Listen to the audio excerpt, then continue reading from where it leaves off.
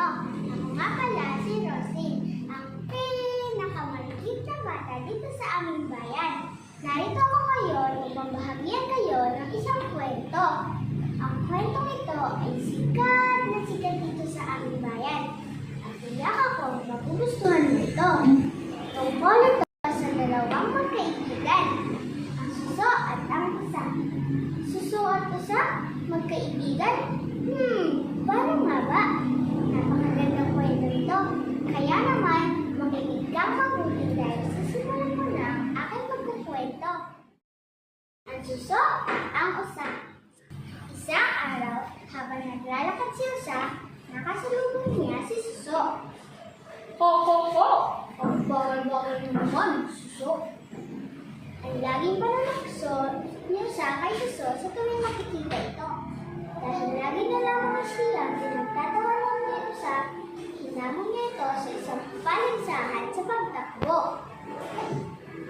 Magpunahan tayo makarating sa balon, sa may gilid ng plaza, sabi ni suso.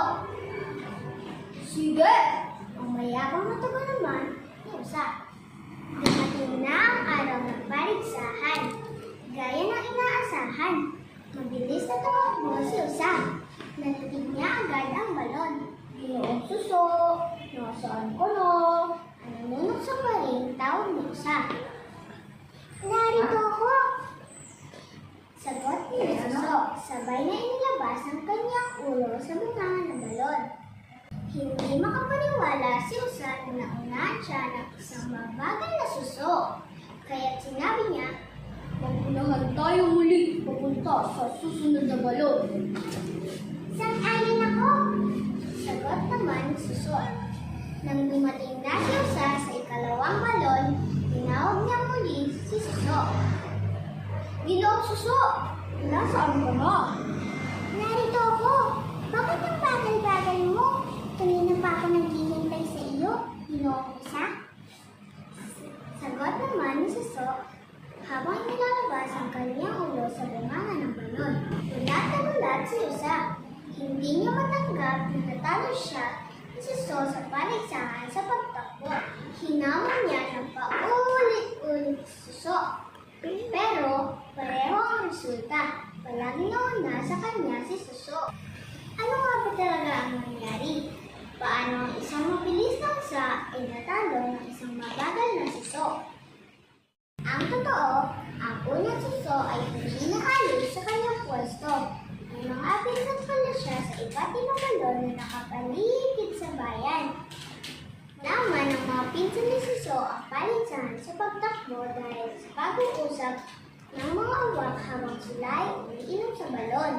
Dahil dito, nagpasya ang mga pinsan ni suso na tulungan siyang manalo sa paligsahan.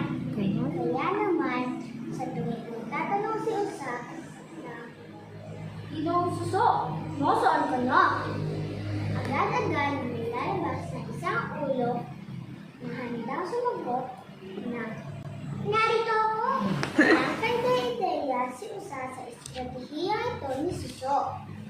At sa sobrang pagkabigo, inutong niya ang kanyang ulo sa isang puno at nagbali ang kanyang mga sungay at nagkasugat-sugat ang kanyang mukha.